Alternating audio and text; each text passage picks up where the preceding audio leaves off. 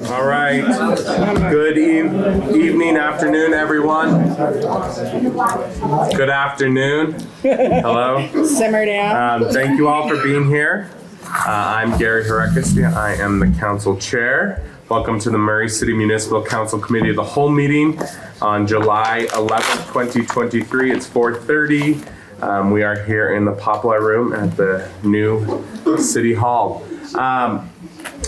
We will get started with an approval of the minutes for the Committee of the Whole, June 6, 2023. Are there any changes to the minutes? No. Nope. I just had a question about the minutes, and I meant to ask you guys this before. Is when there is continued discussion, is that submitted on here as well? Because I see that there was, I had a question. Continue. Which item is it? The attorney's report. Because I had asked a few questions in that, and I don't see that reflective in here. I'll make a note of it. Okay. Sorry about that. No, that's okay. I just wasn't sure. So then with those updates then we'll... Yeah. Okay. Yeah, perfect. To bring it back to another committee of the whole? Is that what you wanted to do? What would be easier? Could you just update it and then Yeah. we can approve it then? Or should we approve it now? We can approve it. As changed. We can approve it once the meetings are updated. The Okay. minutes are updated, right? Yeah. So we'll just wait to approve it. Okay. Okay. Yeah. So we'll move on from that item. And we're moving on to the discussion items. The first discussion item is a discussion on the highly anticipated Murray Power Rate Study. Mr. Greg Ballon and I believe here's a Thank you. and Dave Burke will Dave, be the here. rate guy. Perfect. Come on up. Now you're not coming up? Do you need another chair? Come on up. No? And Matt's not it would be coming nice to out. have Matt up here with We us. have Come a on, chair Matt. right here. We have extra chairs. Here, We here's a chair. have a chair. There's one in the corner. Let me roll it out for you. Thank you. Thank you.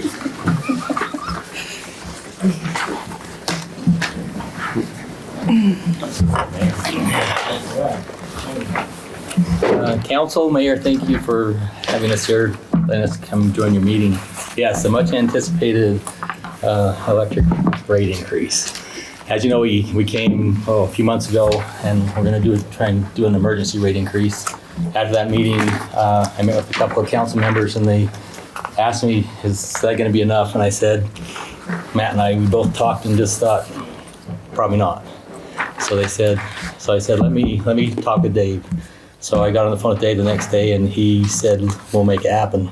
So I was pretty impressed that Dave could, because it was looking like mid-August before we'd have a full study done, and he said, I'll crank one out, I'll go through the process with you. That's how much he believes in what he does and his belief in Murray. So I thought that was an excellent choice. So I came back the following and said, hey, let's put everything on hold and let's get a rate study done. And so we've done it. There'll be 2 proposals in this rate increase, and we'll let Dave address that. And then hopefully at the end of our meeting or our discussion, I'd love a recommendation going forward as to how you'd like to see us proceed. So I'll just turn it over to Dave. This is Dave Berg. I know you've heard his voice before, but now you get to see him in person. Perfect. I don't know if that's a plus or not, but Thank you for being here. yes. I am wondering, okay, because there's a lot of information that's gonna be up there or kind of over there, which Yeah. is not the greatest. I was just realizing that today. Just slide on over. So, Parting up what the about Red if I Sea. stand up here and everybody turns and looks at this screen and you can run the controls? That's great. All right. Oh, yeah, that too. I guess the council can go on that side now. You want to trade? Are you good where you're at, Pam? Or do you want Yeah, I'm just gonna do one of these. Okay, perfect. All right. I talk better on my feet anyway. No spit lots. Oh, no, you're saved.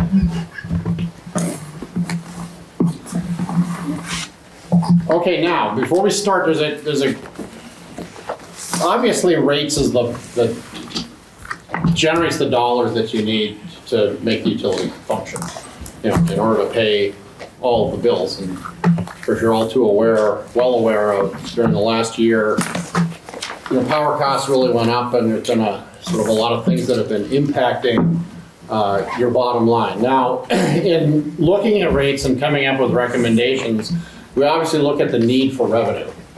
in order to make sure that you can pay all your bills. We're also going to be talking a bit about cost of service, and cost of service is probably the best way to describe it is that it's sort of a fairness issue relative to what percentage of costs different groups of customers like residential or commercial or industrial are paying compared to what we call as their allocated cost to serve. So we're going to be looking at both of those things. There's also some issues relative to the specifics of rate design. So for instance, in the residential class, the level of the customer charge versus the energy charges. Or in some of the larger classes, you know, the customer charge versus the energy charge versus the demand charge. And so we will be sort of talking about all of those items. And as Greg mentioned, we're actually going to have two options for unfortunately raising rates. I think what's important to realize is that you folks haven't raised rates in 12 years, I think it is, which is really kind of amazing in and of itself. I know my rates have gone up, well, almost every year in the last 12 years. So anyway, next one. So the first thing we look at is it's called projecting operating results at existing rates. So we make the assumption that the rates that are in place now just stay in place. And what happens when we look at the operating results, and also on the next slide when we look at what happens to cash reserves. And if you look at this change in net position, it's pretty darn bleak. And you know, obviously fiscal 23 just ended.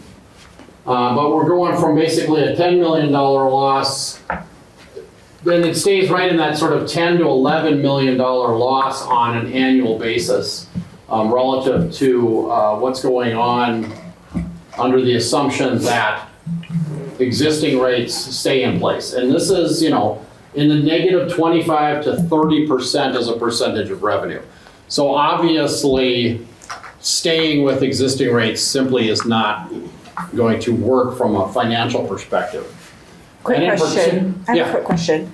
Was this with the projected growth as well? There's a little bit of Okay. growth, and that's why you see, in particular, these numbers are going up. Increasing. This number is a little higher because you actually implemented 4 months of an SCA in 2023, and there is no SCA in any of these numbers going forward. So that's why there was a bit of a dip here in 24, and then there's sort of slight growth because we have just a little bit of growth. You know, one of the things is Murray is kind of landlocked, so you're not, you know, you have a sort of an opportunity for significant growth unless something sort of strange happened.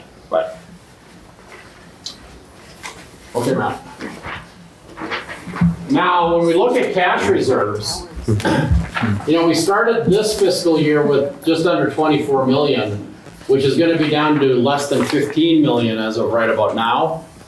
And because of that significantly bad change in net position from the previous slide, now we add depreciation back in, and then we also make some capital improvements. And I'll tell you what, that these capital improvements, other than this year, they've really tried to minimize capital improvements as much as they can. I think the staff has, and I don't think really the numbers could be any lower than what's in here. But obviously, what's happening? Well, we go from just under 24 million to negative 24 million. So that's a $50 million more or less swing in operating reserves. So, you know, 11 years without a rate change, I think it's fairly evident that that can't continue. You're not my first client where I basically used the old Fram oil filter, you can pay me now or pay me later, well, welcome to later. Go ahead.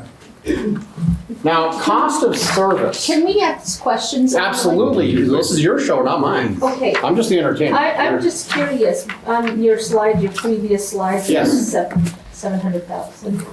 You mentioned that capital improvement, will that, if we don't do capital improvement, will that hurt the city if we don't do any of that? Well, you always have to do some capital improvements because Okay. you're always needing to rebuild and maintain your system. Okay, Yeah. so is that in the formula at the end, doing capital improvements? Well, you've got we've got about 7 million. One of the big things is there was a new building in the capital improvements and that is now gone. It used to be here. This used to be a lot bigger number. Okay, And just simply because of the realities, staff felt like it wasn't appropriate to have it there. Okay, But this is right now what is in the capital improvement budget. okay. Okay. Now, these numbers could definitely go up. It's not That's unusual. what I was getting. It's not unusual when you're looking at capital improvements to have a more sort of solid idea in the early years. Yeah, And then I've got lots of clients where the capital improvements wane in later years, but ultimately they start to come up again. Okay. As you go through time. And also what happens is some of these don't get done and then they get pushed out. okay, That's not unusual as well. And Dave, our master plan that we're working on right now will like really help us identify 5 years out and probably farther. So we're looking forward to getting that completed, and that should really help us get a roadmap as to what we need to do. And our rate plan really covers the next 3 years. It's not, and Yeah. you know, you always got to sort of keep your eye on the ball, and you always got to be ready to make changes when necessary. okay. Thank you. Now, cost of service. So what we do in cost of service is we look at basically the expenses of the utility, and there's a process we go through to it, what we call allocate the cost to different groups of customers. And then we can compare that to the percentage of revenue that we get from those customers. So for instance, the residential class, there's only a 2.5% difference between the allocated cost to serve and the revenues that we get. Now, any of you who are doing math are saying, well, the difference between those is not 2.5. But as a percentage of these two numbers, the difference is 2.5%. If you said, well, take the percentages away. In cost of service world, 2.5% is good. Anything within 5% is usually pretty good. Cost of service is not an exact science. There's a lot of assumptions that are in there. You can change some of the assumptions. They're still perfectly valid, but the numbers change a little. Now, general service small, and I'll address it when I look at the rates, they are just simply being billed too much. They're only 11.8% of the cost, but they're almost 15% of the revenue. So we're going to be addressing this in rate design because this is a sort of an unfairness discrepancy. I'm going to skip government for a second. The general service large and the general service ultra large are also pretty good. So when you really look, it's like, well, I got about 50% here and about 35%. You know, I got about 85% of my sales are in pretty good shape on a cost of service basis. Now, government facilities, they're only 2.7% of the allocated cost, and we're only getting 1.7. It's because you're giving yourself a good deal. And it's not unusual. In other words, when you have a municipal utility, oftentimes one of the ways it supports the city is by having somewhat advantageous rates for city facilities. So while it looks like they're really underpaying, well, they really are underpaying from a purely cost of service. But this is a lot more political. The other thing is they're only 2.7% of the cost. So it's not a particularly big deal. If they were 75% of the cost, it's not sustainable. But this is not unusual. I've even worked for utilities where the city gets free energy. I'm not suggesting it, I'm not recommending it. But, so those kinds of things, you know, do exist.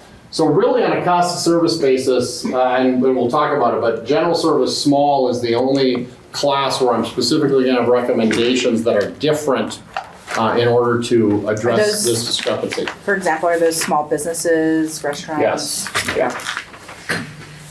That's good to know. Okay. Now, relative to recommendations, because we spent a lot of time now talking about them. So what we set as a goal is a $10 million reserve at the end of FY26. Go back to the reserves one, Matt. So one more, okay. So at the end of 26, we were projected at negative 15 million. So basically that's a $25 million improvement on the bottom line, if you will, during the next 3 fiscal years because fiscal 23 is now over. So just to sort of let you know what we're kind of up against. But remember, 10 million is a goal here. You were at 23 million at the beginning of this year. And I think at one time you were even closer to 30. Yeah. Which actually has you've been able to utilize that. But we simply aren't going to be able to do that any longer. Okay, go ahead. Bring me back to the recommendations. Now we have two options. One is to do a really big one-time increase right now that can be in place for 3 years and will get you to that $10 million reserve level at the end of '26. For everybody else, it's 27% increase. For the small general service, it's only 13, addressing that discrepancy in the cost of service, so that they get less of an increase because they're paying more than they should. There's also a second option where we do 3 annual increases. One now, one for fiscal '25, one for fiscal '26. It'd be 14% each year. So in other words, it'd be a 14% increase now, another 14% increase next year, another 14% increase after that. Whereas for small general service, it would be 7% each year. Now, because of the intricacies of algebra, if you go with option 2, what's interesting is that in the 3rd year, the rates of option 2 are then 15% higher than the rates in option 1. Because in option 1, you're getting all of that money right away. Whereas in option 2, you're building it up. So what happens is, 3 14% increases, when it's all said and done at the end, are more than 1 27% increase. Also, I'm going to talk about a new SCA formula, which I think is critical, but we're going to talk about that at the end specifically. So any questions on these options? When I did my math, option 2 to me, as a citizen, would cost me about 44% in 3 years Right. total. Would be higher. Mhm. And so that would be a lot more money coming out of my pocket as a citizen that buys power from the city. Well, what you got to think in terms of, you're right, because it's higher in the 3rd year with option 2. But, so like immediately, it would be, let's just say 13% less the 1st year. All right. And then if you do 2 14s, and now it's compounded, but then in year 2, it's about the same. Because 2 14s, let's just use simple math and say it's a 28 compared to a 27. So then in year 2, they're about the same. So in the 1st year, you're paying less. In the 2nd year, you're paying about the same. But that, And is that on the base rate? Like, so if we did 14% this year, sorry, this is on all rates. yeah, Okay, all right. When you look at rates, a customer charge is a rate. right, An energy charge is a rate. A demand charge is a rate. Okay, so when I say a rate increase, it could be in different places. It isn't, each component doesn't necessarily go up by that amount, but the total of bills does. okay, All right, think of it this way. If you had a $100 electric bill, and I increased just your customer charge by $20, you'd have a $20 rate increase, 20% of the 100, without changing the consumption whatsoever. right, Okay, so we're gonna talk specifics on the rate design, but there's actually, like in the residential, there's gonna be more percentage, if you will, in the customer charge than in the energy charge, because your customer charges are so low. But we'll talk about that Okay. specifically in a sec. okay, And then, like I said, so I'm going to talk about, but we're going to talk more specifically about your SCA, which is your adjustment clause relative to when power costs change. Okay. So, option 1, which is a 27% one-time increase that lasts for 3 years. So in residential, to your point, your customer charge is only $335, which is low by anybody's imagination, right? It's one of the lowest in the country for residential customers. So we're suggesting to raise that to $10. Well, that's a lot more, that's a 300% increase, if you will, in the customer charge. Because if we only do 27% on 335, it just doesn't go up very much. It's not that much money, if you will, because you're starting with such a low number. But then what happens is that the energy charges are going, on a percentage basis, are going up less than the 27%. So that what's basically happening is overall residential revenues increase by 27% when you do all of these rate changes together. Because what happens is sometimes rates, the actual design of rates needs to be balanced. And then we've got this issue here because this customer charge is so low that we just need to, you'll never get there if all you ever do is a across the board percentage increase, because when you're sitting at 335, 10% is only 33 cents. So you just simply never get there. And I have some examples of other utilities and what their residential customer charges that we'll talk about in a bit. Bless you. Yes. Bless you. No, she was sneezing. Oh, Sorry. oh, bless you in that question.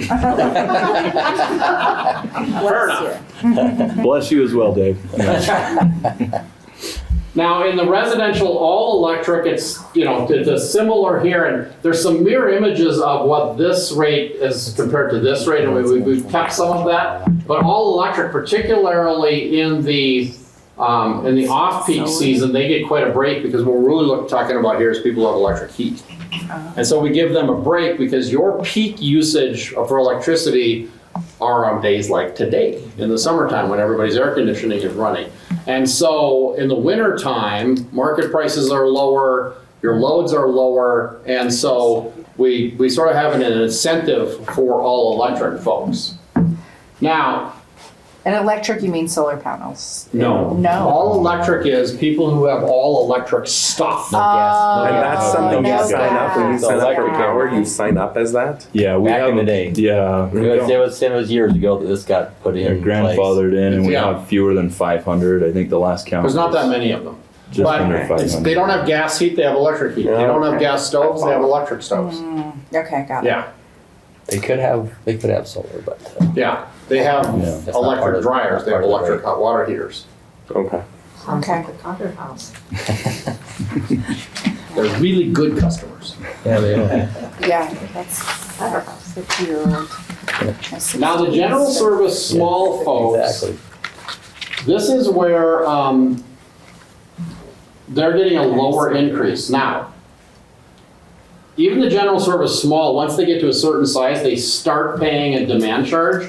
You'll notice that the demand charges don't change because the increases that you've been getting in power costs are in energy. They're not in demand. And so for customers who are billed on demand, we're putting more of we're putting the increase predominantly on the energy charges, because that's where you're seeing your increased costs, is in energy, not in demand or fixed costs. And then we're also, they've also got a relatively speaking, lower, so we're raising that customer charge as well. What's interesting though is that really small general service, you'll notice that first 1,500 kilowatt hours is 9.25 cents, whereas the residential is 8.6, the first 600. That 925 is quite a bit more than the 8.6, and then their 839 is more than the 335. But really small commercial customers on a usage basis don't look that different from residential customers. But if you look at a small commercial compared to a residential, that small commercial is paying a lot more with the rate design as compared to a residential, which is a big reason why this class is paying so much more compared to cost of service. Because for a lot of them, they're not really all that different from a home relative to even how they and when they use electricity. So now you can see that this energy rate and that energy rate are closer to each other. There still has a slightly bigger customer charge. The other thing is that this class has a fairly wide disparity in usage. So it covers a lot of customers that the usage amounts from small to big are much wider than what you'll see in the residential class. And so, which is part of the reason why you have the rate design that you do. But, so we're trying to fix some of what's going on in the rate design in this class that's been contributing to that cost of service disparity. So not bless you, but I do have two questions. As I'm looking at this, so the increase for the residential between peak under 600 and peak over 600 kilowatt per hour, the first one is 17.8% increase. The second one's 15.6, I believe I calculated. Okay. So going up to the 0.1013 and then the 0.1116. Which are much less than the 27 overall. Correct, I agree. But my Yeah. question is was there contemplation done around the bigger users having a bigger increase and paying more on that higher tier? So what I've been going around knocking a lot of doors, and as I'm talking to senior citizens, they know this is coming, and their biggest concern is obviously what this is going to do to their fixed incomes. And so what I'm trying to think through is, one of the things I wonder if we could talk about or figure out is how to maybe burden the higher users so that people who use more pay more, and those that are senior citizens, especially the ones I talk to that are using a lot less, don't see as big increases, kind of what I'm thinking about. One of the things that's sort of interesting about that, and I speak a lot on rates, and my mother, she's not at home anymore, but when she was in her home, she used 300 kilowatt hours a month. And so there was times when there might be a rate change that she could see what you might call a large percentage increase, but it wasn't necessarily a lot of dollars. And sometimes it's got to be careful, because let's just say, for instance, let's say you have a $2 customer charge that goes to $4, and you say, wow, that's a 100% increase. But we always got to make sure that we understand that's also $2. I agree. And what's happening is that you're still seeing a lot of, on a dollars basis, those people who use 1,000 or 1,500 or 2,000 or 2,500, their bills are going up by a lot of dollars. Okay. But if you're truly, what I used to call my mother is that single, low income retiree kind of person, but their bills aren't very big. So then the amount of dollars that we're talking about in the face of 11 years without an increase. It is not extreme. Okay. Yeah. And then my second question is on the general service small. I noticed that the people over 1,500 get a break, more or less. Why do we do No, that? they don't. Okay. You notice this, you gotta make sure that you understand this demand charge that kicks in over 5 kW. So they see it even more. So what happens is, roughly, this energy occurs when you're not paying the demand charge. So during that first 5 kW is more or less when the 1,500 kilowatt hour more expensive energy occurs. Once you pass the 1,500, you're in the neighborhood of also passing the 5 kW demand. So now you're paying both this energy charge and this demand charge. And then depending upon your load factor, it might be more or less than that. Okay. Interesting. You learn a Good lot. questions. Those are excellent questions. All right. Now these are, the government facilities to a certain extent mirrors a little bit of the small commercial, if you will, except for with lower numbers. But I've done the same thing on the customer charge with them, and then they're basically coming up. They're getting the 27%, even though they're quote underpaying. We're just continuing that as a policy, if you will. And then you'll see on these general service large, ultra large, they got a fairly significant increase in their customer charge, which on their bills turns out to be insignificant anyway. There's actually a lot of utilities who don't even have customer charges for really big, because when you have a $10,000 bill, whether your customer charge is 50 or 60 or 80 or $100, You don't give a you don't even notice. Now they are seeing slight increases in their demand charges but see, they've just got a single energy charge. So in order to get the revenue here, we needed to have some increases in their demand charges as well. And then we've just got outdoor lighting and street lighting, which that's just a straight, the percentage that everybody else is seeing as well. Those rates are going up. All right, Matt. Now, option 2, now we've got 3 rates because it's going out. So for instance, the customer charge, I'm still shooting for the same customer charges by, but now it gets phased in over 3 years. So I'm still hitting the 10, but instead of hitting it in the first year, we're getting there by the 3rd year. Now, let's just look at this peak season of the 1164 and the 1267. Go back a couple now. See, the 1164 is higher and the 1267 is higher because of the algebra of raising. So you can see, and you know what you were talking about is exactly right, that it's higher than in the 3rd year. Now, go back to the option 2. These are closer to the option 1 rate in the 2nd year. It's a little different because we're only at an $8 customer charge. But basically, all of the things that are happening in option 1 are now happening spread over 3 years. And again, the general service small are not seeing as big of increases. But everybody, this rate is now higher than that 26 rate or that the 24 rate of option 1, simply because that's the only way that it works out. Go ahead, Matt.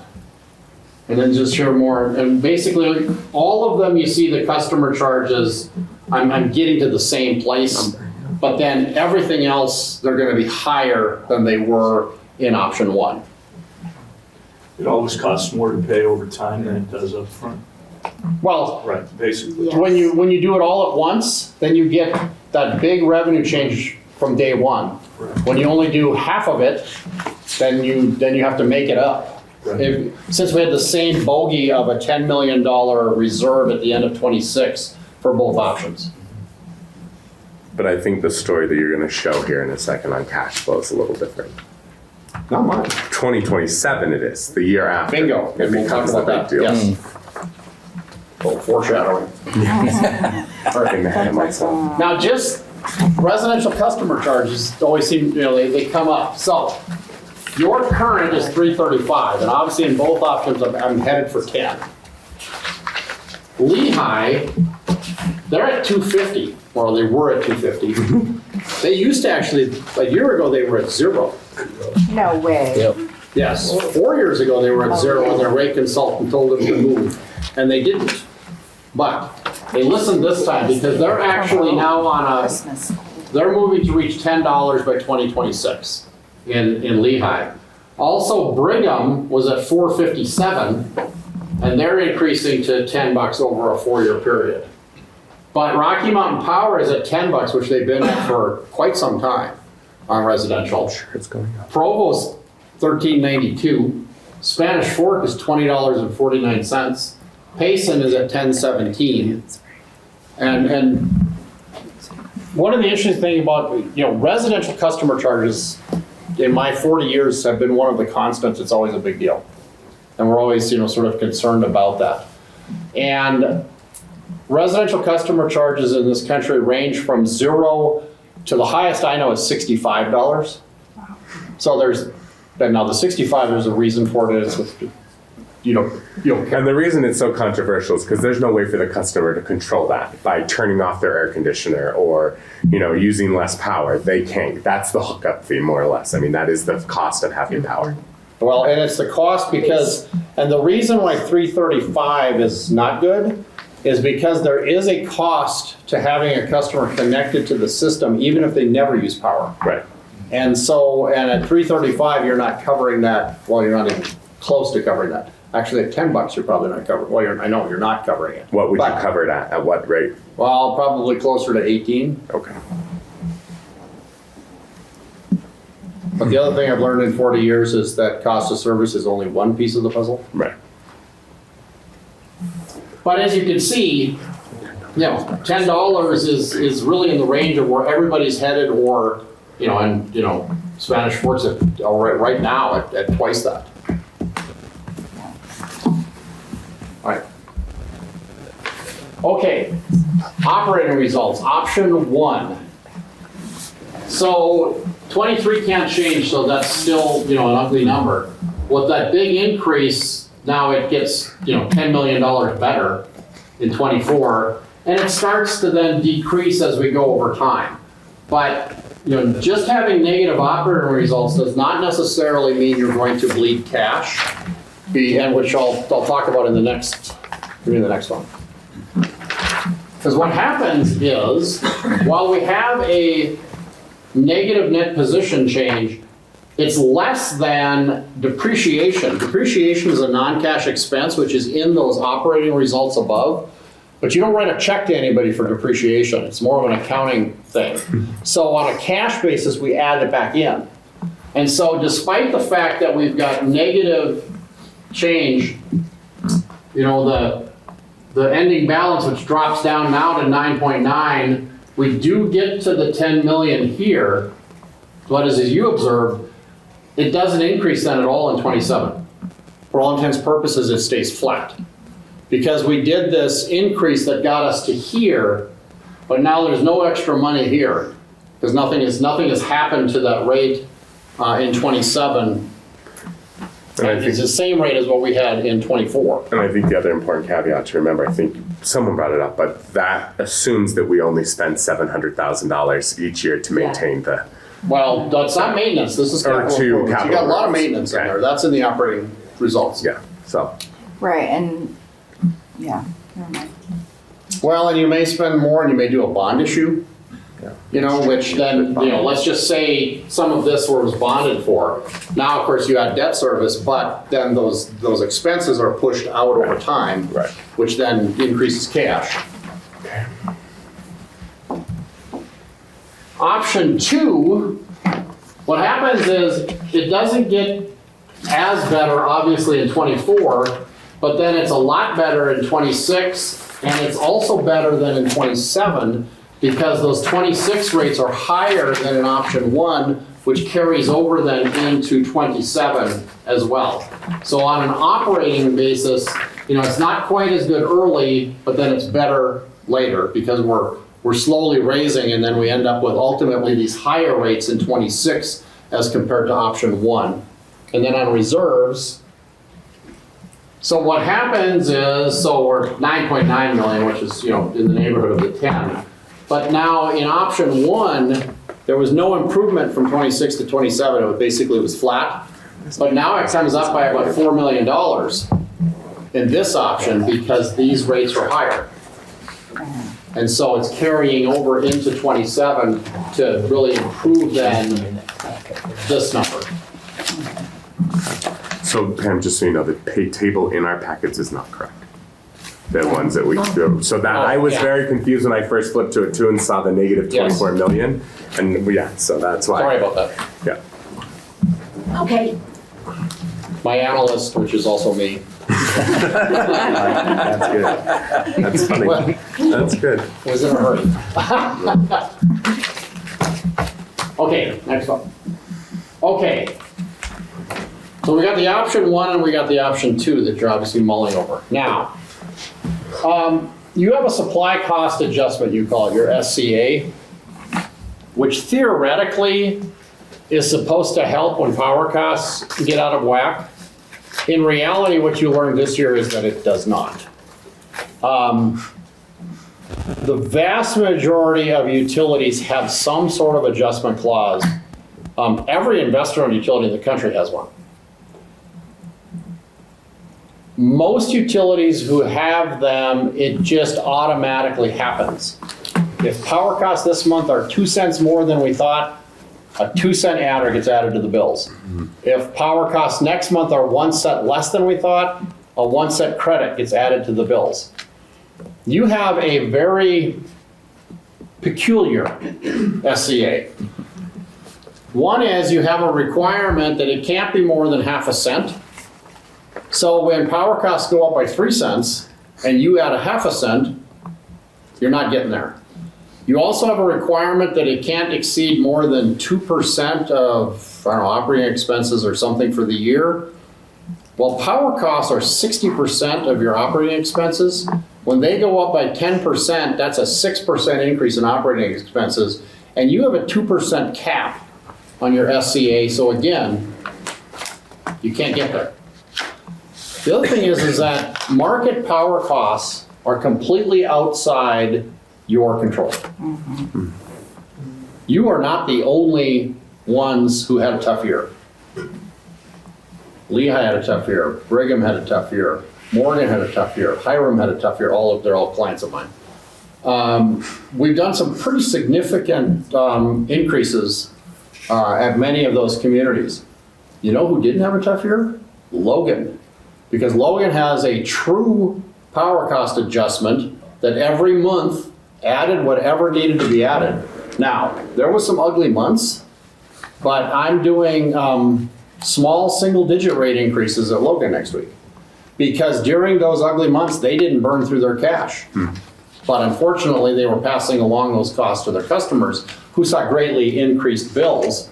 But at some point, those are the only folks you've got to get it from anyway. There isn't, there's no utility Santa Claus who's gonna, bring that money to you. So, your SCA also requires approval of your governing body for implementation. The vast majority of utilities who have adjustment clauses, their governing body, whether that's a city council or a utility commission or a utility board or the state regulatory agency, approves the formula. Rocky Mountain Power's formula is approved. And so what happens is then things happen automatically because the formula has been approved, and then the folks in billing, they just are given the numbers and they go through that. Is it sometimes really unfortunate? Absolutely. For everybody who bought natural gas in 21, you probably saw some really ugly months when that whole Texas debacle occurred.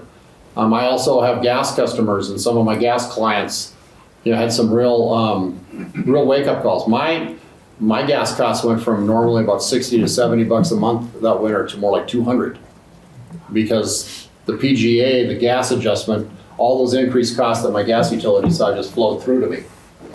The half a cent cap doesn't cover, the increases. And you drained your reserves significantly, $10 million just in fiscal 23.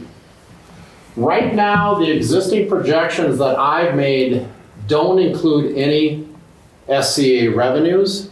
However, we have a flat power cost going forward, and I have recommended a formula for the SCA, which includes that power cost as the base.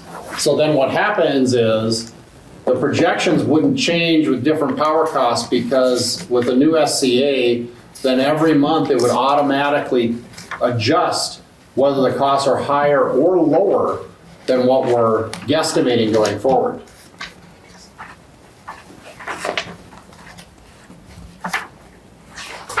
So I'm recommending implementation of an SCA that adjusts automatically based on a formula on a monthly basis. That removes the need to sometimes proactively change rates. Several of my other Utah clients had no adjustment clauses at all. And so what happened was, they were in serious trouble as well. They also were draining reserves, and we had to do emergency rate increases just to sort of, plug the holes in the boat. So the projections are based on 6.08 cents per kilowatt hour for wholesale. And so while I said there's no SCA revenues in the projections, that's because the projections assume that power cost. One of the things that you've had is you've had really low rates compared to other people in the state. You've had lower rates than most of the UMPA members. You've had lower rates than Rocky Mountain Power, because the market has been really, really good to you until it wasn't. And the last year it wasn't, and quite frankly, most of the experts that you will talk to certainly don't anticipate that those 4-cent markets for long periods of time are gonna return. We're simply shutting down too much generation. We're adding too much transmission. Well, we're adding lots of transmission, actually not enough, but we're adding lots of transmission, which has a cost. And with increased movement towards renewables, even if the wind and the sun are free, actually, to serve with them is not. And so, our whole industry is really changing significantly. And that significant change is all coming at a cost. I have a question for Brenda. I think just administering a rate increase like that fluctuates up and down on a monthly basis, or does that present problems for the building department? They would calculate it at the beginning of the period, and then we would just implement it, and we have tested it. It will calculate the bills correctly, negative or positive. We've already tested. Okay. And I think it would just be a number that Karen would have to adjust, one number every month. It would be very similar when you added that half a cent. They basically went in and did that once, and they would do it once a month. But it's the same change mechanically to your billing system. Thank you.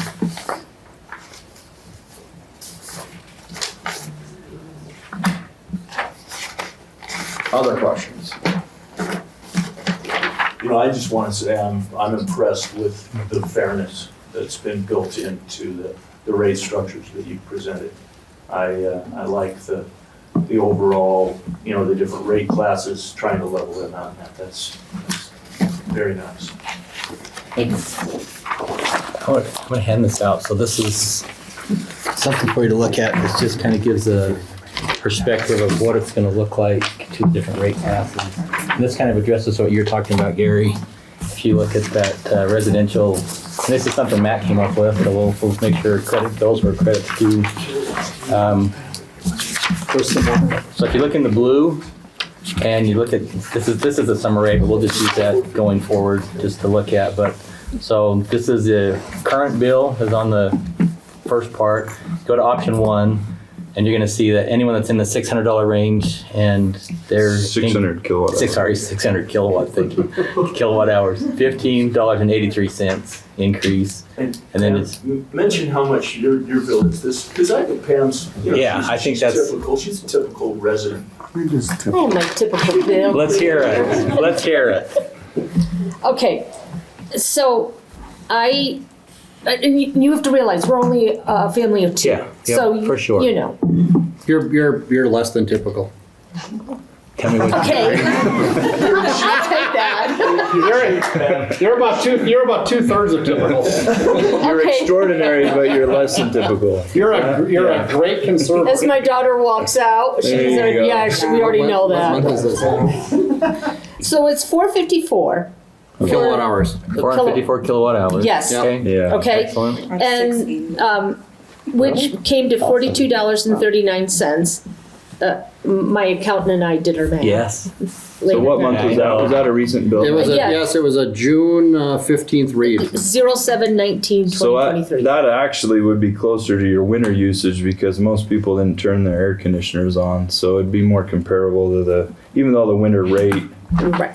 is different, but your usage, right, is not, you haven't turned the air conditioning on yet probably during that period. Well, we have now. But. Oh, yeah, now you would have. Okay, and so then you have your supply cost adjustment, which is $2.27. Right. Okay, and then you have the city energy tax, which is $2.68. Okay, that's not in these numbers. No, that is. So this is no taxes. The Yeah, taxes. so This is looking Okay. at just rates. Okay, Yeah. so we're not even adding taxes into this amount. No. Okay. When we do add the tax amount into that, would the tax amount be higher, Brenda? Your tax is gonna be 6% of whatever your bill is. It's gonna be 6% of So whatever the bill is. proportionally. Okay, all right. You have to call the governor about that. Well, good luck on that. Actually, it's 0.046 because you're residential. Okay. So we added the taxes in and we Okay. got a 26.6% on our bill. Okay. And on the And that is on the option 27%. one. Option 1. That is option 1. And that is like that, which when you sent that over to me, we saved more money on option 1 than we did on option 2. Yeah. Because option 2, when you look at 2025 and 26, you're increasing $9, $18, and $36. So for us, I mean, in the winter months, it's more expensive than option 1 in 2025. In the winter months of 2024, it's less expensive than option 1 in 2024.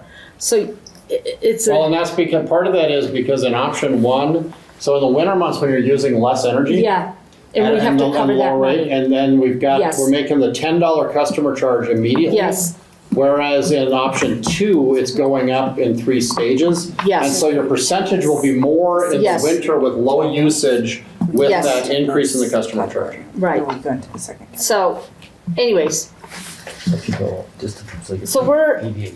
a family of 2. It's Right. about a 26.6% increase. Well, that's really close to the 27% Yeah. that we did in the first Yeah. option 1. And I would say that your usage, Pam, is more similar to a lot of the apartments that we have and not condos, but mostly apartments in the Right. city, right, would be on par with that. And it's not a fair look at a power bill versus like Zalba's. Mine's at 688 Where you at, for Rizal? my Yes. house. Yeah, 688, yeah. And what were you paying? I was I think we're close. 454. Be just a little bit. I would just be, So- so I have a question too. I know our bill doesn't separate the kilowatt hours into the rates. It From the just says- customer charge? Yeah, Yeah, unfortunately it doesn't. yeah. Is that something that we can, We don't have enough lines. this whole I mean, page essentially has that's- so many lines. Because you bill for too many things. That's where Rocky Mountain Power has got an advantage over you. They only bill for power. So they can use all their lines for power. You have Yeah. a city bill that you're billing for everything. I mean, I have like a whole paragraph available for an extra line. Yeah, I mean, I think it would be helpful if we did have it, because then it would help the ratepayers understand where they fall. And, I mean, at my house, I know we'll probably go over this month for sure, but it would be interesting to see like where you fall, because then you can adjust accordingly, unless we don't want our ratepayers to know where they fall and surprise the next month. I mean, there's some advantages and disadvantages there, but I think to be transparent, it would be helpful. I'm always curious, just so people's perception, what percentage of your customers do you think look at their bill other than the number at the bottom? Oh, probably Not many, probably. I- 0.01%. I think, yeah, I've talked to a few residents and they're aware, but they're not like detail oriented in that No, they're sense. curious about the bottom number. Yeah. Well. See, and that's what they always look at, is that bottom number. We do They the never budget look up billing. here. Yeah. So what I look at, I know what my monthly bill is going to be, Mm-hmm. but I look at the credit or debit down at the bottom, just to see how we're managing that. Yeah. Well, and I'm, and I know I'm in a different place, but I don't even get a bill. Yeah. I get a text message that says, this is how much is coming out of my account. So good luck. Now, Did you opt into that?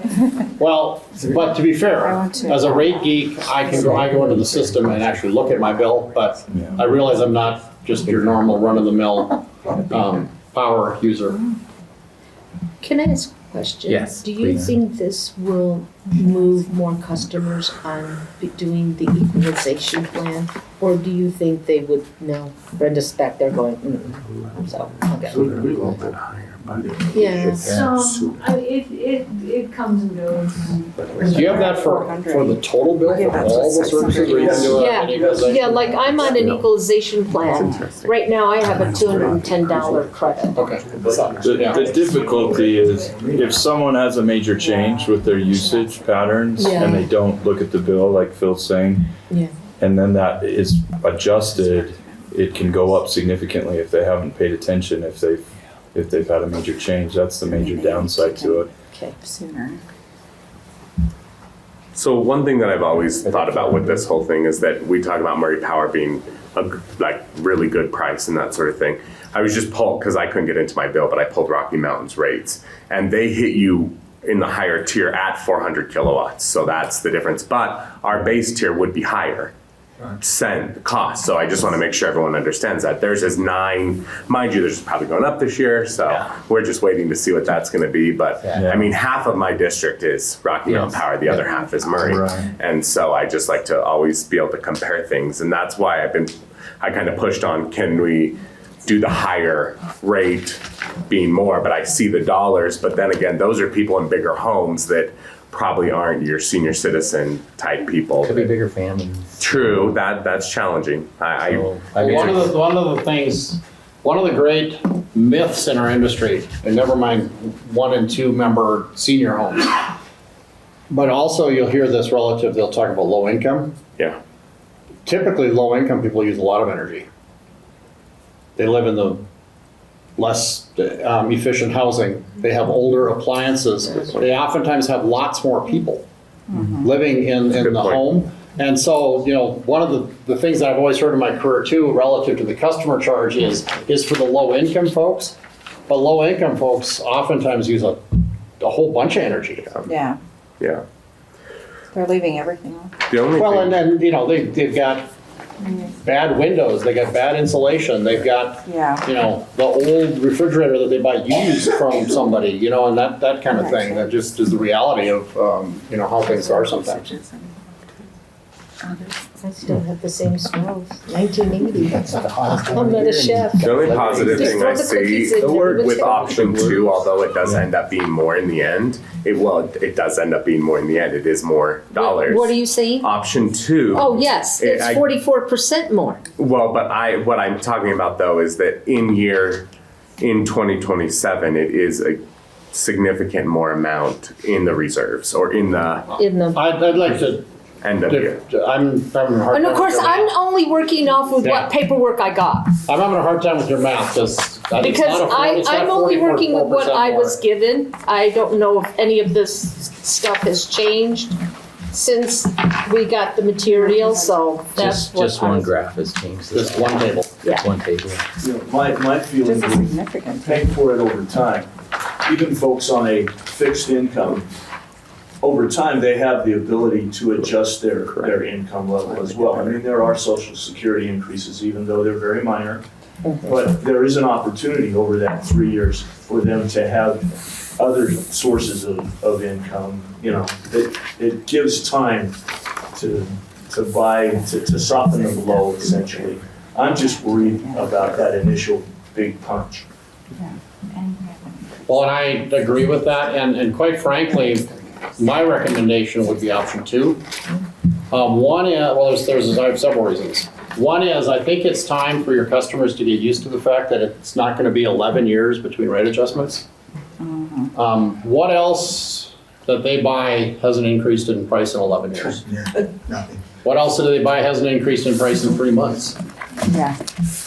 Another thing is that, so they're more frequent. The other thing is that it's not one big sock in the gut, you know, massive, oh my goodness. Also that the fact that they are somewhat higher and then maybe you can then have a year or 2 off. With option 1, you're almost assuredly gonna have to increase rates again towards the end of the period. Whereas with option 2, you might be able to go a year or 2, you know, depending upon all kinds of things. Because the fact that they ultimately get a somewhat higher number. But I understand your position too, so And it that's gives why we you- wanted to just Can I talk add it one out. more thing? Yeah. You just passed a thing that says we have to have 30% reserves. Right. Mm-hmm. That's- Option 1 doesn't even get us close at the end of Option 2 does, 2026. though. Option 2 gets us at 27. If we watch our Ps and Qs, at 28, we'll probably be at 30% again. So it has a That's pathway important. to It that. has a pathway to That's a get good us point. there. Yeah. And that's why I really think that policies around reserves are important, Yeah. because to a certain extent, it forces you all to make decisions Yeah. that need to be Keep made. it. I had a question, now it escaped me. So on page 3, we can't, the city transfer of 8%, we can't lower that, correct? We can. We don't don't want want to. to. I'm just asking, I'm throwing out things. If you want it That's to the go maximum. away, you start playing with it, then it goes away and your property tax goes up. Right, then we gotta increase property tax Okay. more. It's gotta come from Just- somewhere. So this is the way, what they've described to me is this is because of the size of the nonprofit situation in the city. This is how we ensure that Yeah, I have two that's things. helpful. So one of the things is we are gonna see an increase in population growth. So option 1 or 2 is still gonna be significant higher in the next 3 years. So there's that. And then, the other thing too is, the SCA. We haven't really touched or talked about the SCA. I mean, right now it's what, 150,000, 250,000 that you can. Is it, no, is it, I want to say it was, But what you're proposing is a formula to drive the SCA on a go forward. And the amount of money will entirely depend upon what top power costs are. It could be a credit on people's The bills. monthly amount we collected has been under 200,000 per month, but it's capped where I think for the year with our budgeted revenue was less, it was around 700,000 was kind of the total cap per year that we could collect. the proposed SCA. That was Correct. existing. That was The existing. proposed is So right. would we have a cap with the proposed, or would No, that just? It would adjust right here, formula. Just- Yeah. Well, I know, But it would adjust everything. There is not a cap. there's not a So cap. It would go off of market rates. It would go off of what costs actually are. Okay. And how are customers in Lehigh? Like, how do they, or not Lehigh, Logan? How is that faring with them? I'm just curious. They've been that way as long as I've known them, so they're just used to it. They had a really bad month where they added 3 cents a kilowatt hour. That was their bad month? No. Is that really bad? Well, when you you're only had paying half a 8 cent. It went to 11. 11 cents. Or went to 9, it went yeah. to 12. So it was like Yeah. it was a huge increase. It was like a 30% rate increase one month. Wow. But then you said in another month it could be a credit, potentially. Right. Sure, yes. Right. But that was, I mean, I was just saying that's how Logan got through this. Their residents pay each month.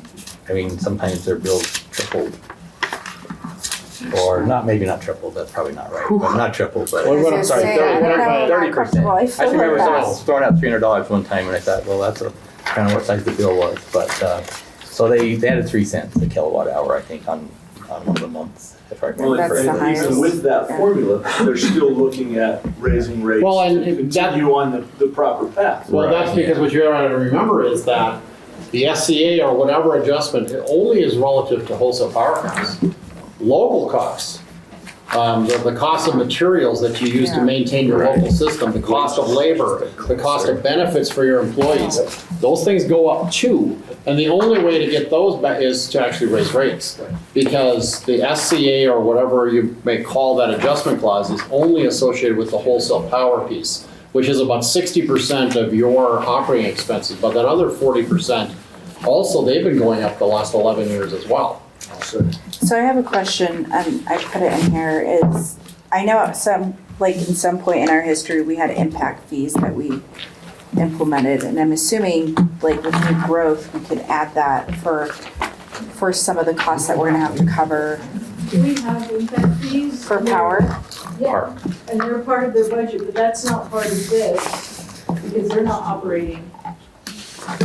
They're to help with the increase, the load on the grid and that sort of Increase thing. load on the system. Right, so, okay, so that was my question, is just if we're covering that cost at the onset.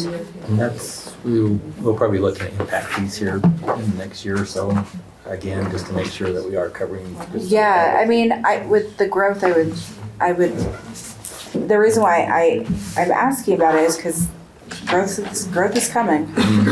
And I would hate to put that burden back on the rest of the ratepayers to get the new on No, board. we do everybody. have Yeah, impact fees okay. that are charged through the party. That's what I thought. And I think those are all my questions. So, yeah. Thank you. Thank you. Any other questions for Dave? What? Any No. other questions? I'm just really impressed. Yeah, I am too. Yeah. Thank you. Dave has done a really good job. Yeah, Through no, on thank this you. and getting it to us so quickly as well. I really Oh. appreciate it. It's, I had someone who said to me at a Meet the Candidates night, someone who's running, who said, you should have just passed it when they came to you with the emergency. And I said, but we didn't have all the information. No, How do you pass exactly. something when you don't have all the Yeah. information? Yeah, it So I really appreciate you pulling this together. Yeah. Feel good about whatever we do. Right, now at least we Yeah. have something to support it with. Well, and I think it just goes to show how well of a job you guys have done, and even, prior to what's happening on the grid, is you guys have been able to maintain the rates, and I think a lot of that is kudos to you and Matthew. Like, I think you guys did a really good job at projecting that, but there was no way of understanding and projecting what happened. no, that was, and And hopefully the that never grid. happens again. Yeah, and I think if we do implement some of these and implement what's coming, then I think it would just help even more, so we're not paying more than Rocky Mountain Power. Yeah, I just have a gut feeling they were looking for a 30% rate increase up in Wyoming, so I know you Not a gut feeling. cannot be far behind that. They can't be. They can't be It's far gotta be behind coming. that. So it's coming. This will put us above them a little bit right now, but they will surpass us. Okay, so we need to talk as council people Yeah. on which option we're gonna go with, so we know where. Well, what direction we want to give them. Yes. because it's two separate So I think can we just go person by person and get in what your I opinion think we is? just come up if we had a consensus, so we know which ordinance Right. to put in front of you next week. when we- Okay. Okay. So Phil, do you have an opinion? I'm number one, right? Yeah. Yeah, I like the 3-year and I like the formulary adjustment on the SCA. Okay. Pam? I, So Phil's option 2. yeah, and I like option 1, Okay. but when he showed the final 2026 year on option 2, there was more money there, but I still have a struggle with that That increase. in 25 and 26, or 24, 25, 26, whatever Well, those it's just years, there's gonna be compounded, more yeah. of an increase, and that's where I struggle. So, So you stick at option 1 then? That's fine. No, and that's okay. I That's like- where you're at. That's where you're at. what? That's your opinion. Yeah, I know, that's fine. I know, Don't. Well, I created them both as viable options, Yeah. so. Yeah, but Not a I, wrong answer here, I don't think. well, I know. you're wrong. Just You know, kidding, we no. need the first. But I really Welcome want to my that life. supply cost adjustment thing in also. Well, you can have that with either, with You can have either. either. Okay, yes, okay, Yeah. that, oh, Yes. So you want the SCA Yeah. and then option 1. Okay. yeah, but then I'm struggle at the end because the amount is only It's okay. I have a And then feeling there we was might 13. get close to it. So I'm like 10, 13, 10, 13. So Okay, I'm gonna go with I Rosalba know. next. 2, what is your opinion, I'm Rosalba? debating myself. There's a third person there. I mean, I struggle too, but I think it would have to be option 1. And the reason being is because we are gonna have a rate of a growth. We're gonna have a rate. So my other question to you was, how many times do municipalities have looked at their rates? I mean, other than now? Like, Yeah, is I it mean, every like 3 what to? I did here. Yeah, I have clients who do it as often as every other year, which is often. I have other clients who do it every 25 years, whether they need it or not, which is not anywhere Yeah. near often enough. right. My general recommendation is 5 years is fine. That's in the ordinance now, right? That is now in the That's ordinance. an hour in the ordinance, right. Now, I hate to tell you this. So in option 2 would get us there. If we did option 2, it would get us to the 5 years comfortably. the other thing is that you all have in my opinion, a fiduciary duty to keep your eye on the ball as well. Right. That if you're, Yeah.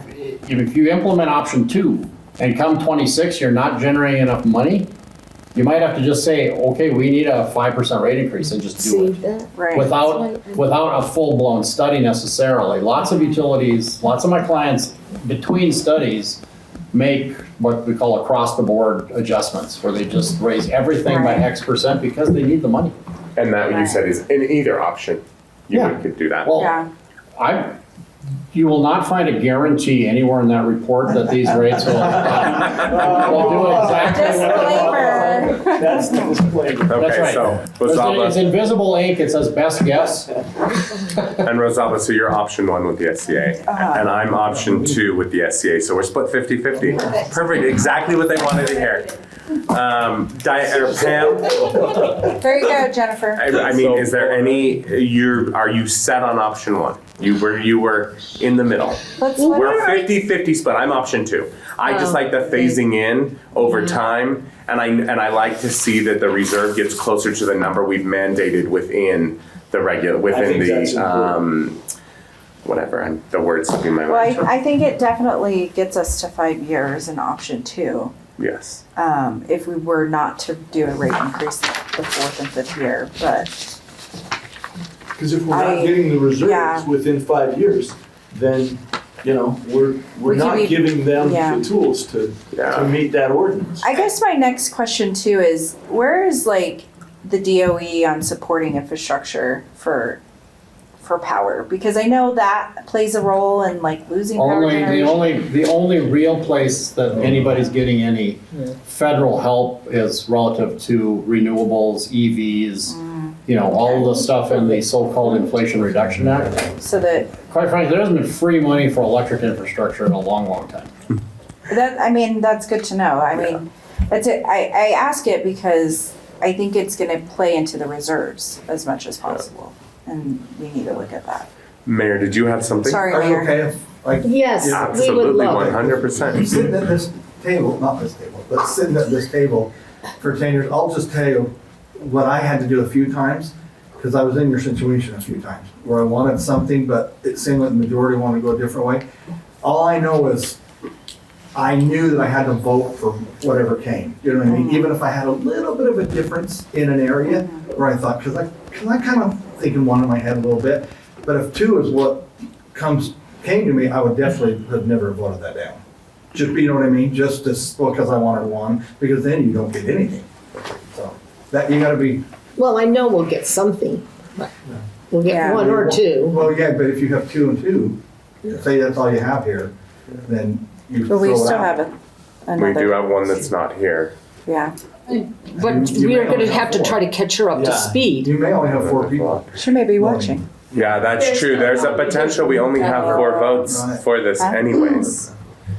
You know what? Say that again, There's Gary. potential we only have 4 votes for this matter anyways. Yes, She, because She prefers to. Okay. Diane does. Diane? I just text her. The audio's not working on our live stream, by the way. Okay. So, I did just text and ask. Then I think, then with that, I think we move forward with number 2. Okay, With the SCA, with the SCA. the SCA formula. Okay, because that would be 3. And it seems like you can get behind it and right. just you. You are almost. Well, I'm not gonna pressure you into Diane it, just but I think I confirmed can. her option is number 2. Okay, Yeah. perfect. One more somersault and you would have been there.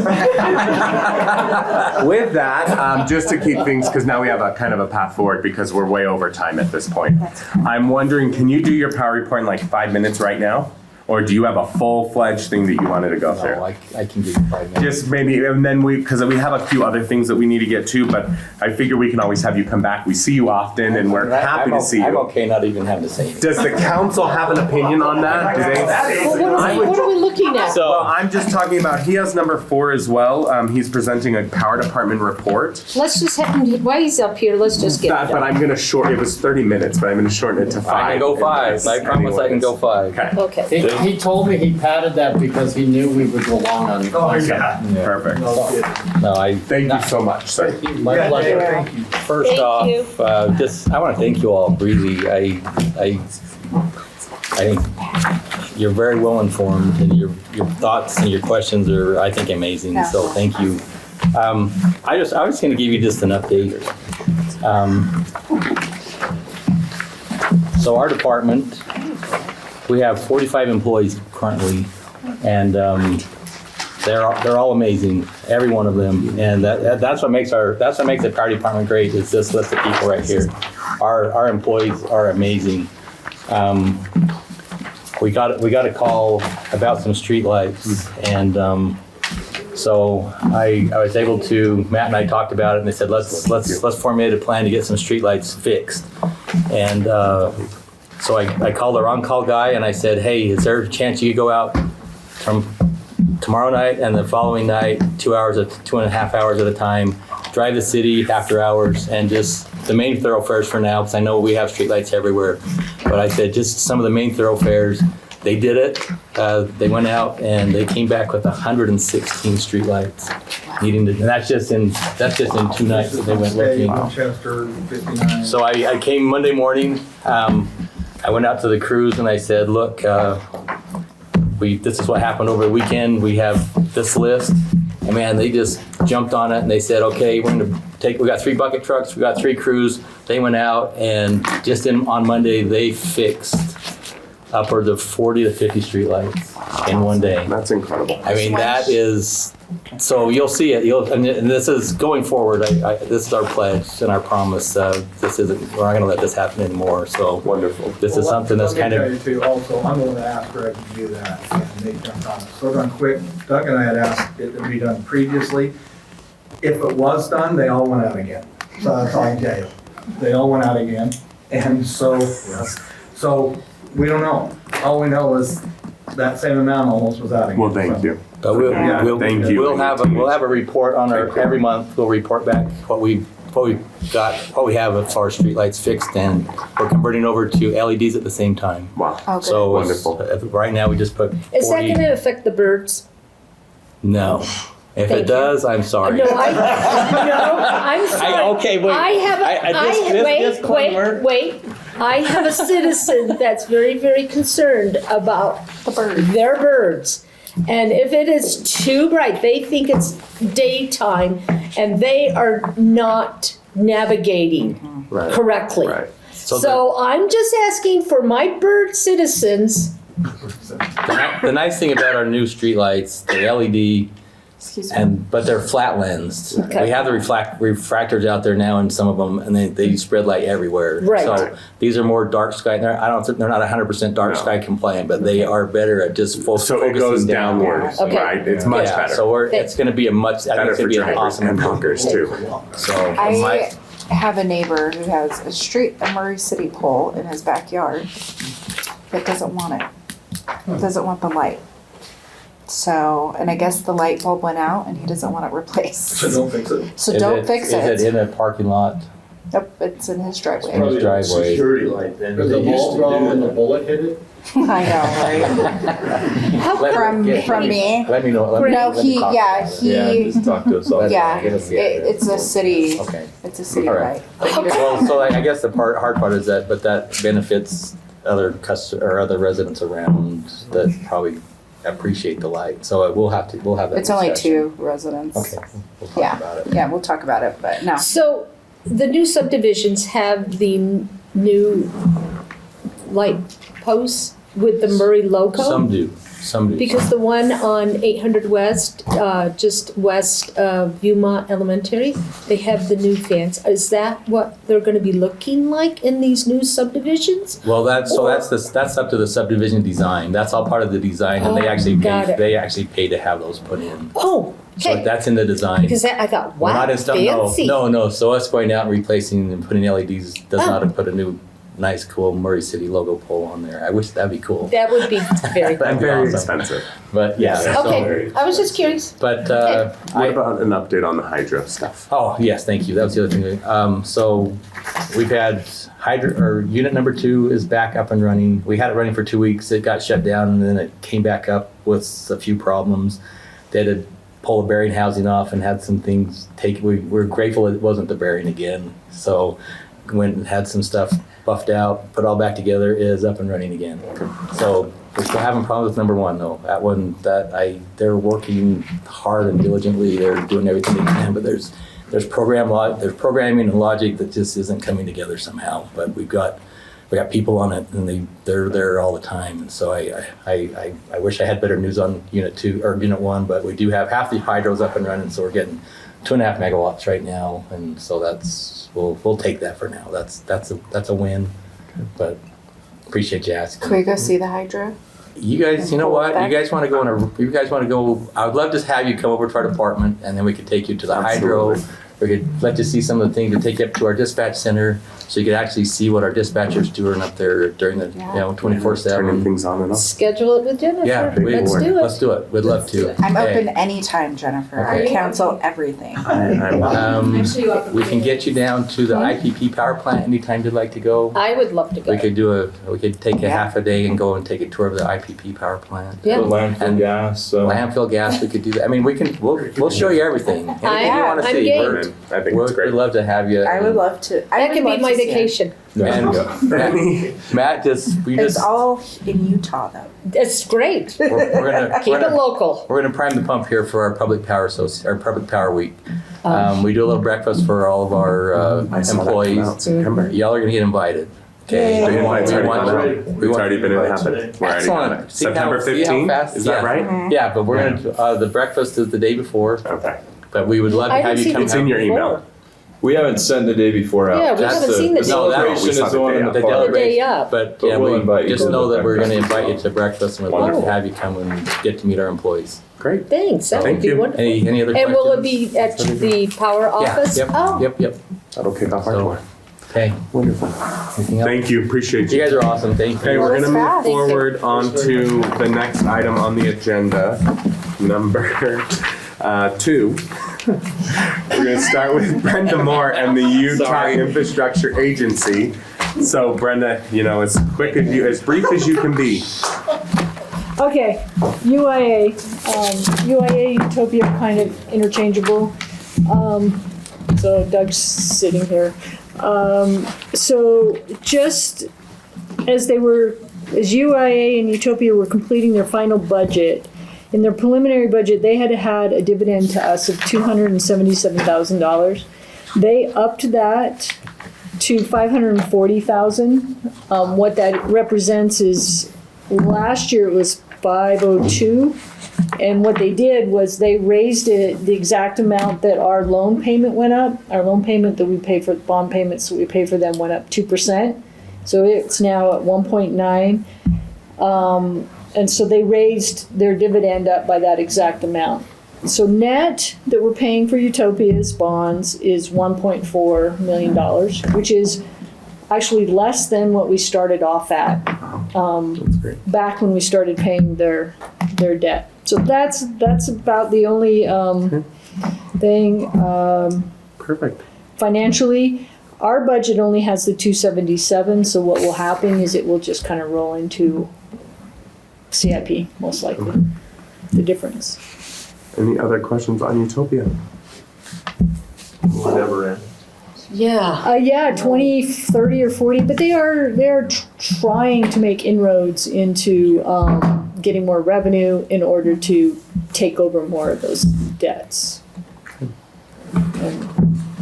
Thank you, Brenda. With that, we'll move forward to B and C. They're both going to be presented by Mr. Doug Hill. So the first one is Salt Lake Valley Emergency Communications Center, Metro Fire, and Utah Telecommunications Open Infrastructure Agency.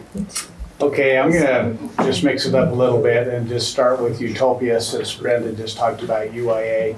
So on the screen, you can see where the total availability of Utopia is. So there's just a little over 16,000 properties in Murray City, which is really 100% of Murray City is being covered by Utopia. And when you look at the total number of people that are subscribing, it's about 4,500 customers, which equates to a little over 30%. Adoption is take steep, though, rate. it appears. Right, so you can see our take rate when you look at it citywide. So, Utopia considers that to be a success. Like a big success. Just some of the highlights. Brenda talked about the sales tax pledge repayment. Utopia network-wise has 178,000 addresses and approximately 55,000 customers. They're expanding the network at a rate of about 1,500 homes per month with approximately 500 to 600 new subscribers Is every that just month. in Murray or is that That's, outside? that's system-wide. Okay. Utopia has completed now all of the build-out of all the original Utopia cities, which Murray is one of those. Even West Valley did? What's that? Even West Valley's all built out? Yep. Wow, they did that fast. And they are completing construction. There are, as you know, there are some cities that are outside of the original cities that have Utopia. For example, Pleasant Grove, Syracuse, Santa Clara, Cedar Hills, they're building those out and expect to have those cities completed by the end of the summer. Now, just a reminder that those cities are helping to pay that 502,000 repayment. So there's a benefit to Murray as well as the other originals by having more cities join in this, even though they're not part of the original cities. So that helps give us money to go towards our bond payment. I don't want to make this longer. You don't know the original cities besides us, do you? Yeah. Yeah, there were 11 original Oh, cities. 11? Oh, I'm not sure I can name them all, oh, but, that's okay. I was just, but I I would didn't realize attempt there if was you 11 wanted. of us. Yeah. I'll try and And then, just the last item on Utopia is that they just entered into a contract to build out Bountiful City. So that's another city that they'll start working on now. But Bountiful is a city-owned network. It will not be Utopia. They're just doing the backbone. That's correct. Yeah, Utopia will build it out and operate it, but Bountiful will own it.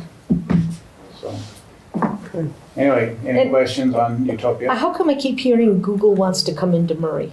Well, they have come in and met with us. They're working with the attorney's office right now on a franchise agreement. So So, most likely come in.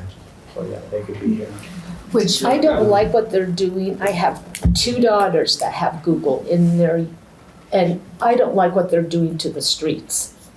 Yeah, And the and way that, that they're planting them in, but that could be another conversation when we meet as, wouldn't they just hop onto the already existing network with fiber that we have with Utopia? yeah, that's just not their business model. They won't do that. No, they they won't. they put a hole They want right their on own the fiber. end. It's That's why I was- ugly.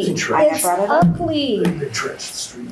I don't I've met want, with them too. what? I've met with them too, me and Trey. And I, we're okay with the way they're putting it in our roadways, in our right of ways. The key is how close they can get it to the curb and gutter. And if they, right? Yeah, it's either right next to curb and gutter or 2 feet out. Yeah. and they that's put a where it's story in at, it, where seal both of it. my daughter's houses, Sandy and West Jordan, they both have it But when there. we come back, Murray will do a seal coat over it later and you'll never see it again.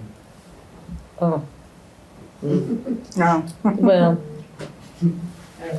I know. Do you one of think your we're neighbors. fighting against ourselves when we have somebody like Google coming in? Is that gonna go against us? We don't- Because We don't really have we have to allow anybody to come in. You Yeah. can't say, well, we want you, because we kind of we talked about that, thought, it is gonna hurt. Because the Cotters could say, we're not gonna go with Utopia Sure. anymore, we're gonna be going over to Google. I will Because we say- get higher speed, which, you know, Well, the Cotters You've need already higher got speed. Comcast. Yeah. Comcast. Utopia is not worried about Google. Yeah. And they, and the mayor's right, it's a public right of way, which means Okay. anybody can have access. We can't prevent anybody from having access. Okay, The other thing too, Pam, I don't know if you guys know, I mean, they're slated to go into West Jordan, but their timeline is long. it's already in my It's- daughter's complex. Yeah, but it's not there. all of West Jordan, and that's the thing is that it's gonna be a long time before like my friends who really want it are gonna get it in West Jordan. We at least have the option of Utopia. And now it's just another option for a resident. I just don't like what they do to Yeah. our street. It's just gonna take a Sorry, while. I like my street and I like how it looks and I don't want big marks up. Well, Russell makes sure. Yeah.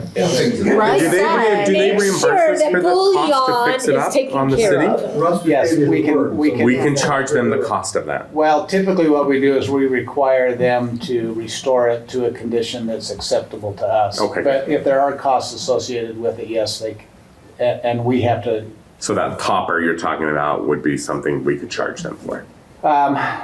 Typically, no, we can't charge them for that, but we can require them to restore it when they, so they use what's called micro trenching, right, Russ? Yeah. Micro trenching is a minimal impact, but we can require that they do it to meet our standards so that it doesn't. Wasn't Utopia Have micro trenching concerns. too? No, they were using, Board. yeah, it was a different, it's kind of a missile. They used a missile in the park strips, The ditch witch. not out into the roadway in most cases. It was a missile. Yeah. Okay, cool. Thank you. Okay. Anything else on Utopia then? Back is the next Okay, one. let's shift into COG, Council of Governments. Just over the last 2 meetings, they meet once every 2 months. We've had presentations on the Climate Pollution Reduction Grant Program, which is part of the inflation, it's a federal program, part of the Inflation Reduction Act. They've talked about how they're gonna spend money in Salt Lake County for corridor preservation. Probably the biggest issue that they've been tackling is what's called the Winter Response Plan, which is basically a temporary homeless shelter during the winter months. And Murray City is, by legislation, is required to participate on that committee. The mayor is the city's representative, and they have been meeting weekly to try to come up with a location by August 1st. So the deadline is fast approaching. They have yet Wow. to come up with a location. And every city had to provide one, right? Salt Lake County. So Salt Lake County the cities in Salt Lake County that do not have a homeless shelter Like have to Midfield, find a South location Salt in Lake. a city. And once a city has Salt Lake City. been a location, they can't be a location again. So for example, Mill Creek, it was in Mill Creek last year. So Mill Creek is off the list now, and of course Salt Lake City, South Salt Lake City and Midvale all have homeless shelters, so they're They're off not the on the list. list. So we could be on. So So, Murray is on the list. We're on the list. but if we can't find one, then we're asked to give money, correct? Or is that a different program? We So do. we give money, It's a all state. cities in the state of Utah have to give money to the Homeless Coalition, Right. and we give about $120,000 Oh, a okay. I thought it year. was like 135. And it's going up, I think, closer to 200 next year. So it's going. So we do have to, Murray does have to find a place. No, the mayors in Salt Lake County have to find a place in Salt Lake County. Could be in Murray, but they haven't so far identified a site in Murray. Or it could be in another city in Salt Lake County. But there has to be one facility or more than one facility that provides 600 beds. Has any other city provided anything yet? No. Not to our knowledge. In all the meetings that we've had so far, they're crickets. struggling trying to find a location. Well, then they want to be near tracks, right? Well, no, Don't- no. or they no, want- no? Because they bus them. They bus Oh, they're busing out. people in and out. And it's a temporary facility, so it's basically from November till April is when it would be open. So if the mayors can't decide, then the legislature decides Well, for, or the coalition. or the coalition does. Right. From a Thank hat? you. And we've looked, Yeah, I seriously, know. we have honestly, Doug and I went out and about and we looked and we contacted, they were pretty pushy last year on us and had an absolute, and you can't force somebody Yeah. to do it because yeah. they have to be willing to say, we'll sell this motel to you to have this, and we've had absolutely nobody Well, interested. and the other have a clause is motel. if it's a state-owned facility, they can do it at a state-owned facility if it's in your city, correct? That's right. If they can find a place and it's a state-owned facility, then they usurp all city. Yeah. But there's a lot of costs Jurisdiction. that Marcus Stevens, the mayor of Midvale has that. Midville, that said, And there's a even- lot of costs that they'll say, oh, we're covering you. And both Sherry and Marcus and Mayor Mendenhall, I mean, It's a trust lot of me, money. it's a lot more expensive than what money they give you. So we could or couldn't be subjected to Yes. it. Mm. Gird your loins. Could use the US City Hall for a couple of months. Just put under her breath. Okay, Nothing else? Okay, just quickly on those other items then that they've been talking about. They've been talking about the gondola versus the bus in the Cottonwood Canyons. There's a bunch of board openings on various Salt Lake County boards that they're looking for people to serve on. And then that's really it. That's what they've been talking about in COG. Great. Awesome. Any questions about COG? Nope. Okay, let me just quickly mention Salt Lake Valley Emergency Communication. They're meeting all of their performance benchmarks, Great. which means basically they're answering 90% of their calls within 15 seconds, which is a standard that they've been meeting for several months now, which is great. The only item they've really been working on is the budget, and just for the record, I voted, as a board member, I voted against a 5% cost of living adjustment For the employees. because we only gave a 4%. I didn't feel like it was right to give their employees more than we give our employees, but How many voted for it? nonetheless, I was the only one who voted against it. So. That was my point. Did they get one last year? Yes. What's They that? did. They got a cost of living. Yeah, 5% cost of Okay. living, that's what they gave them. Yeah. And then the last item is Metro Fire, and there really isn't anything to report on Metro Fire. So. Thank you. We'll move ahead to number 3, which is a discussion on an ordinance amending section 17.16.010 of the Murray City Municipal Code relating to the appointment of hearing officers for land use appeals and variances. Miss Susan Nixon will be presenting. Hey Gary, sorry, Oh. there was Central one Valley. item that I know the mayor had invited Ben Ford from Central Valley to come to the Okay, meeting and let's do that. report on if you're okay Yeah, with that. no, that's fine. Sorry, Susan, we're gonna postpone you for just a You minute. got bumped. I know, I'm sitting here going, what happened to C? Well, I thought he covered it with the other one. Oh, okay. So just a few updates from Central Valley. They're starting the budget process for the year. They'll be presented to the board members and the managers in September. Public hearing October 11th and then adopted at the October board meeting. Okay. As part of the budget, there's going to be one more bond that's going to need to be completed to finish the project. There's one project that's going out to bid this fall. And as soon as we have that final number back, we'll know the final bond amount. And that bond will happen January, February. Because then there'll be another increase.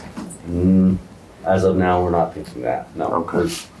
Because this was the big increase we did last year. Yes, and they knew there was inkling that with the rising costs, we were gonna have one more bond that was gonna be needed to complete the projects. So we've known this was gonna be coming. Okay.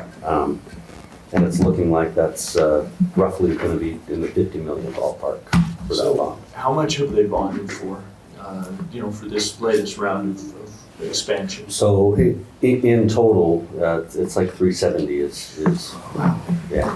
Million? Yeah, yep. On some positive news. So we did apply for a grant through Berger Solon's office of the community funding grant, and looks like we were approved for that. It's got to go through the federal funding process still. That $5 million that'll go towards the dewatering project that is the last project that's activated right now. So that's some positive news there. Burgess Yeah. Construction is ongoing with all the COVID delays and everything that has pushed construction back. Originally was supposed to be completed by the end of 2024. It's going to be mid 2026 now that the construction is going to be completed. And due to the construction, one other negative thing, unfortunately. So we've had some violations in the discharge permit on the ammonia limits violations. So And that is, the state knew this was a possibility with us going from a trickling filter system to the new BNR process system that's getting implemented. So the state's been notified. We don't anticipate any violations or penalty from that. State knew that this was all more than likely a possibility during the construction. Maybe the phase. increased flows through the Jordan this year will mitigate some No, of that let's as well, hope so. Yeah. Yeah. And one more positive thing, so we were all kind of affected with the natural gas increases this past year.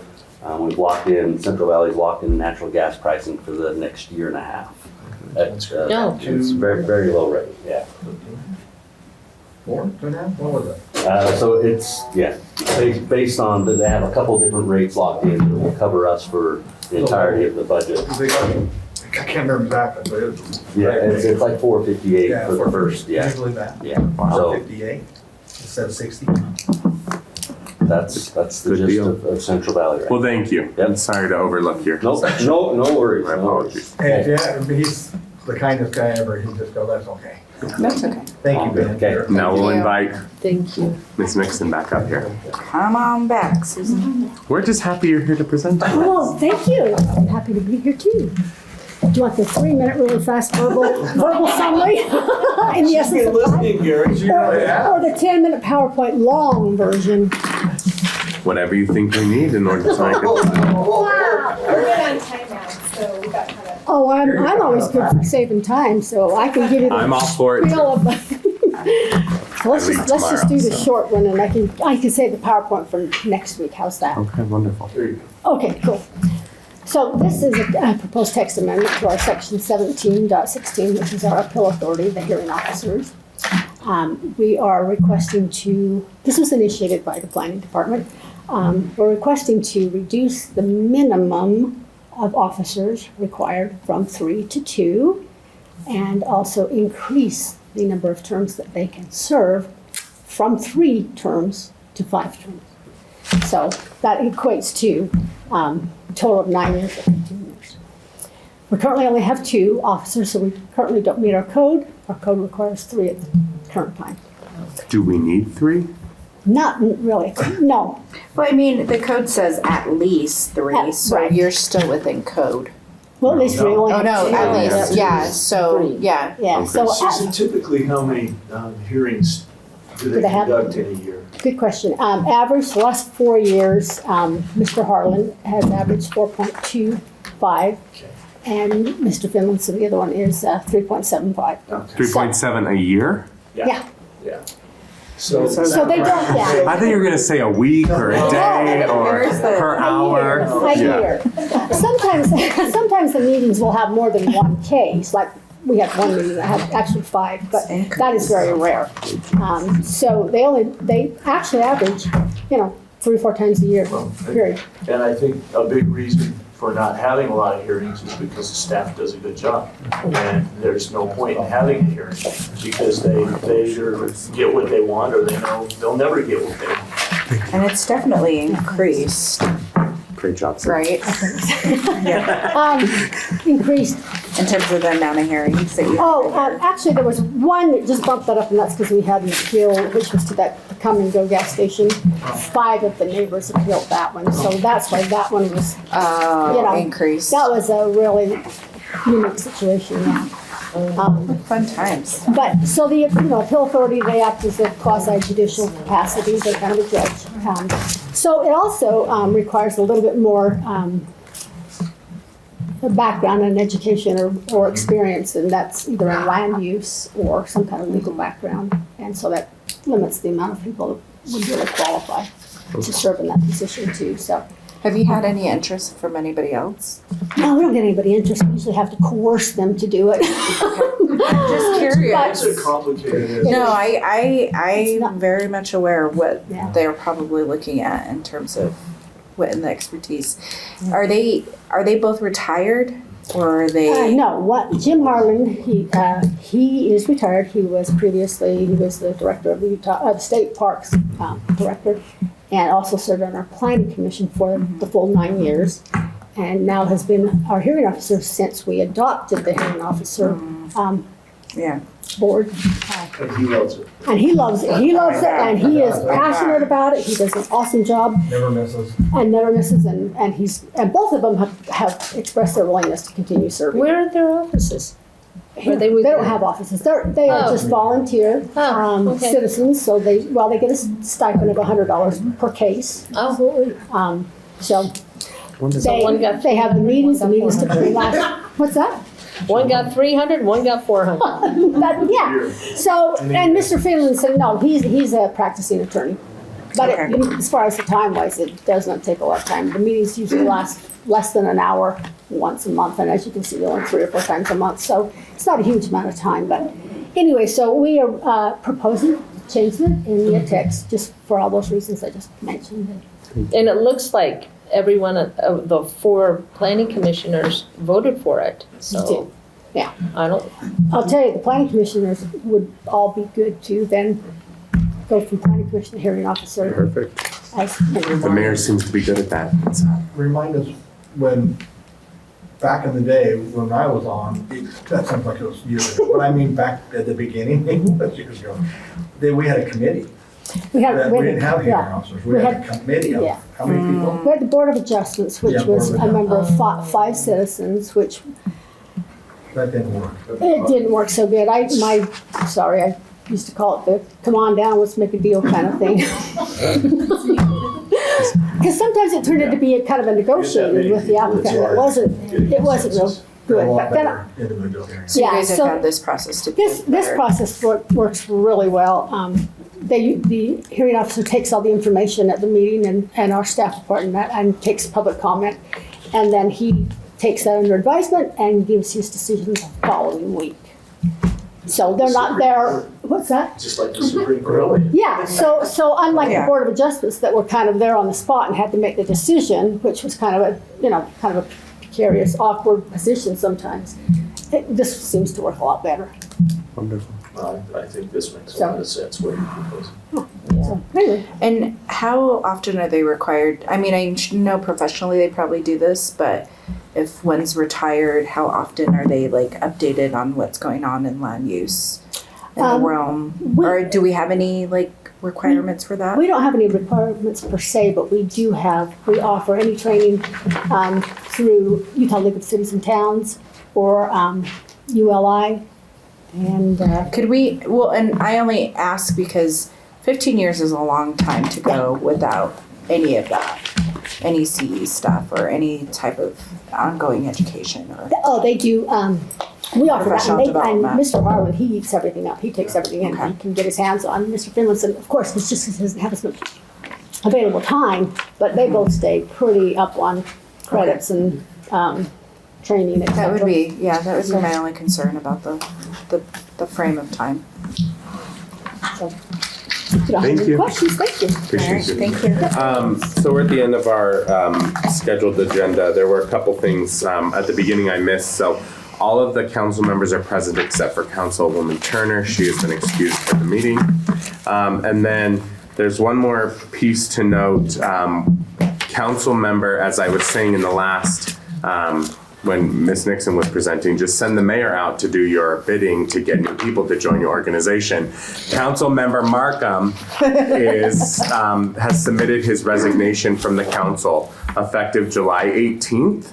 He has been asked to join the administration as part of as the Director of Community and Economic Development.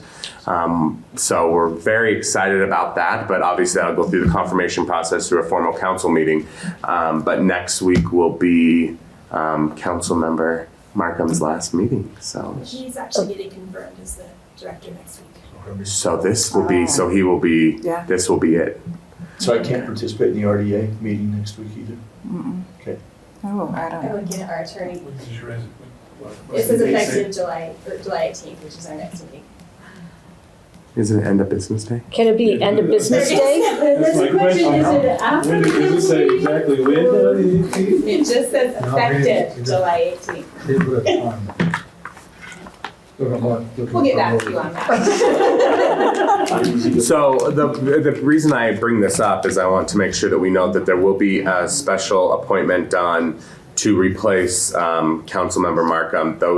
applications will be put up July 19th. July 19th, and they will be up for 2 weeks as We'll of accept them until August 3rd at 5 o'clock. August 3rd at 5 o'clock. And so at that point, if you're interested in being up for that, I believe the requirements are you must be a resident in the district and eligible to vote, registered voter, And at least 18. and at least 18, which would make you a registered voter. All you need. So, And perfect. then we'll also replace his And so then at chairs. that, so we're gonna do that because of the timing, actually, we will do a special meeting for this. We are targeting, what day are we targeting? August 8th, Tuesday, August 8th. Tuesday, August 8th. We're still finalizing the details, but there will be a special meeting Tuesday, August 8th to do the appointment. So what we can do is August 1st is a set meeting already. We can take care of the replacement on August 1st Of the two chairs that of the he two holds. vice chair positions that he holds Right, currently. because the, I never, So you want, Woodford you don't want to do that on is the. appointed by you. That's correct.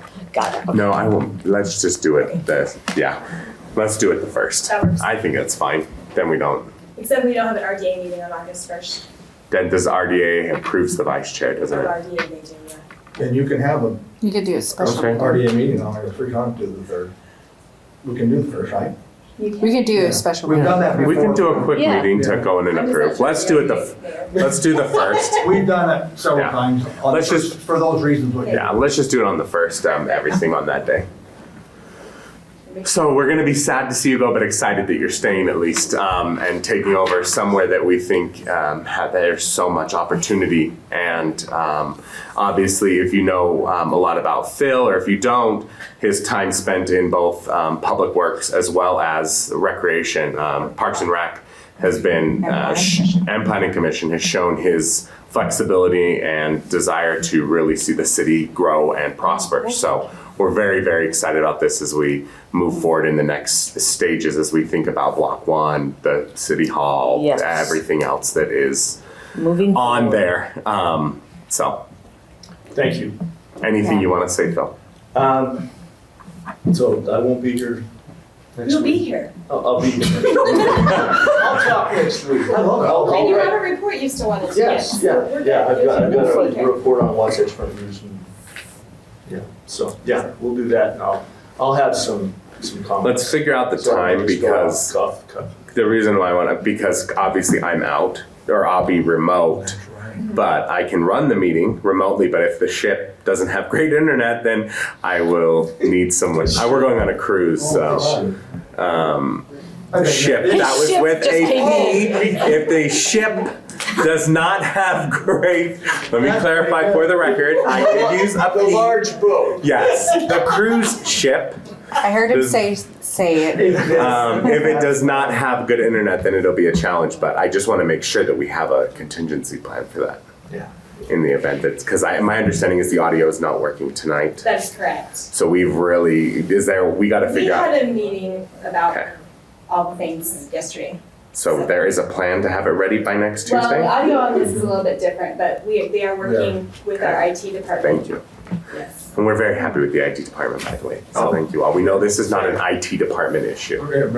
Yeah, so with that, any other comments from the council? I support you, Mayor. You're nice. You, Thank you. you know, I know you want the very, very best, and you got it. So. As soon as he texted me, I was like, what now? And what am I in trouble? What did I say? So anyways, with that, council, we are adjourned. Thank you. Thank you.